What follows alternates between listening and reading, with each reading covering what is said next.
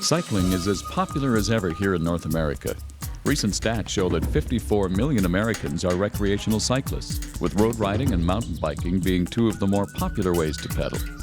This week, join Rob and Tracie as they tackle the hills and valleys, mountain biking in the Haliburton Highlands. After that, we hit the pavement on hybrid bikes and follow the Grand River through southern Ontario. Finally, we head to the southern shores of Georgian Bay and ride through Grey County in early fall. Join us for another adventure this week on The Great Outdoorsman.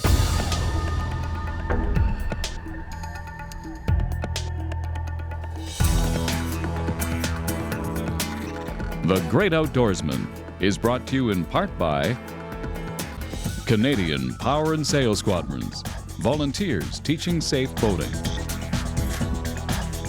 Rapala, premium fishing gear, crafted from experience.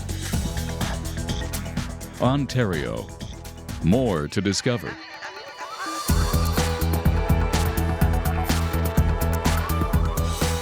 Let's start things off with a ride in Ontario's Haliburton Highlands, where we met with mountain biker Dave Bishop. Dave knows a thing or two about riding the single track and has spent most of his life in these woods. I hope that Rob and Tracie are up for a bit of a challenge with all these hills. Now, I've got lots of bike riding experience, Right. but not a whole lot of mountain biking experience. How am I going to fare today? You'll be absolutely fine. It's nice to have the opportunities to ride both some technical trails and then give your legs and your arms a bit of a rest on some of the gravel roads. I mean, you can expect to see some rocks and roots out there, and if you have to walk the odd hill, so be it. It's part of the experience. You know, I may end up walking more than you.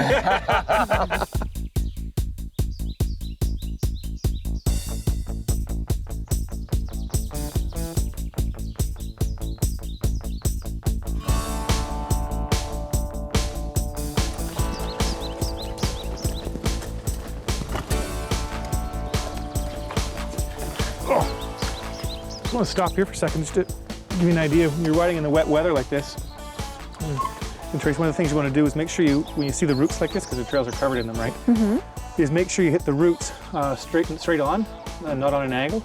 Because if you happen to hit them on an angle, it's possible for your tires to slip out. Okay, so as long as you hit them straight on, should be much better condition to pop over them and just keep on going. Now, what about that rock? There's the number of rock faces coming up. Yeah, it does the same thing. The rocks aren't quite as slippery, but as long as you try to hit them straight on and keep the momentum forward, you'll be just laughing. Okay. All the way. Excellent. You guys ready? Yep.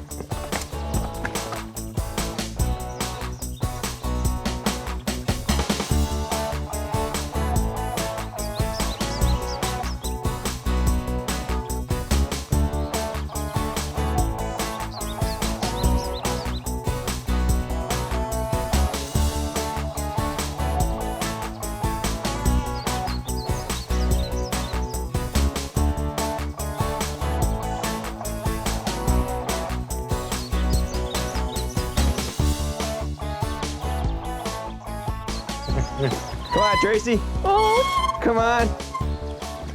forget it, I'm walking. I don't care. That's okay. We've got a good one here for you anyways. Dave, where's the trail go? Right through there. Okay. Lucky beavers, eh? That's what they've done here. They've dammed up the pond to get themselves enough water to create their own house in back there. Yep.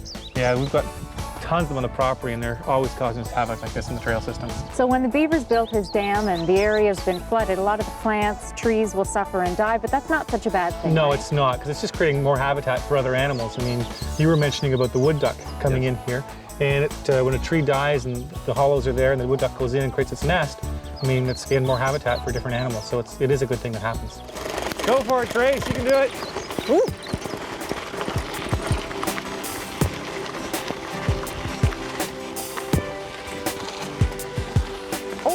I'm gonna make it. You can do it. Excellent. Well done. I did.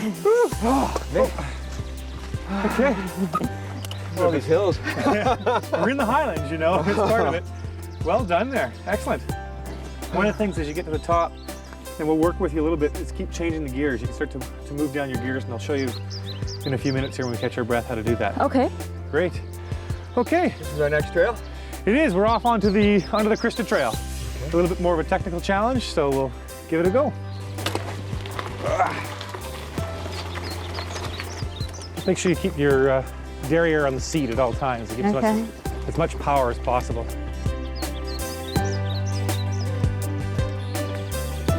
All right, Dave, we've been out here for a little while. I've got a little trail under my belt now, and I think I need a little coaching on changing the gears. Yeah, you look a little challenged so in some of the hills up there. Yeah. So one of the things to keep in mind is that in your gearing, you want to be, especially coming up the hills, you want to be in your smallest gear in the front and your largest gear in the back. That makes it easiest for you to go up the hills. If it's the other way around, if it's crossed down here, it's much more difficult, and you start stand up and you're not as efficient. You want to try to keep your cadence at the same pace, so just use your gears that way.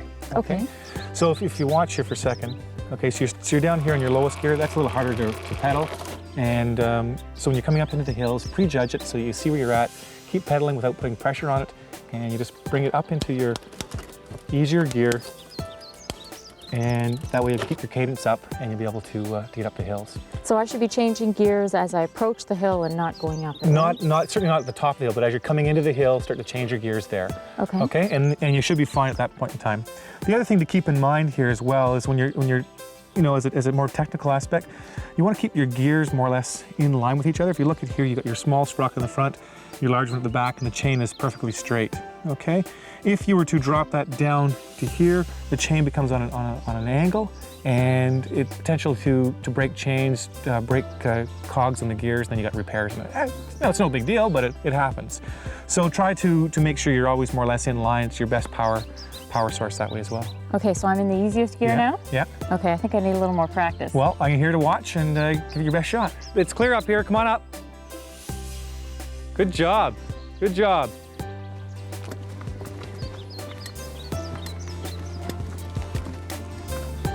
Good work, Trey. Canadian Power and Sail Squadrons presents this week's safety tip. Fire extinguishers are an item often overlooked until they're required in an emergency situation. Let's get familiar with the different types and their uses. Inside, they may contain foam, carbon dioxide, or dry chemicals, and have the letters A, B, or C, or a combination on their label. This one's marked BC.